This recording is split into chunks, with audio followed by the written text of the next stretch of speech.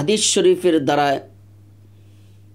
সিয়াসাক্তা হাদিস দ্বারা প্রমাণিত এমন একটি দোয়া আছে যে দোয়া একবার পাঠ করলে আল্লাহ সুবহানাহু ওয়া তাআলা ওই পাঠ করনেওয়ালা ব্যক্তির আমল নামার ভিতরে 20 লক্ষ সওয়াব লিখে দেন। সুবহানাল্লাহি ওয়া বিহামদিহি।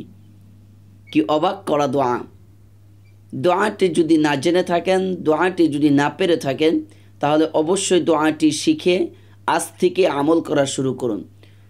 তাহলে আর দেরি কেন, আসুন দোয়াটি আমরা মুখে মুখে শুনে নেই, শুনে মুখস্থ করি, মুখস্থ করার পরে আমরা আমল করা শুরু করি ইনশাআল্লাহ।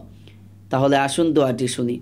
লা ইলাহা ইল্লাল্লাহু ওয়াহদাহু লা শারীকা লাহু আহাদান সামাদান লাম ইয়ালিদ ওয়া লাম ইউলাদ ওয়া লাম ইয়াকুল লাহু কুফুয়ান আহাদ। আল্লাহ সুবহানাহু ওয়া তাআলা এই দোয়াটি একবার পাঠ করলে পাঠ করনেওয়ালা ব্যক্তির আমল নামার ভিতরে 20 লক্ষ সওয়াব লিখে দেবেন। সুবহানাল্লাহি ওয়া বিহামদিহি।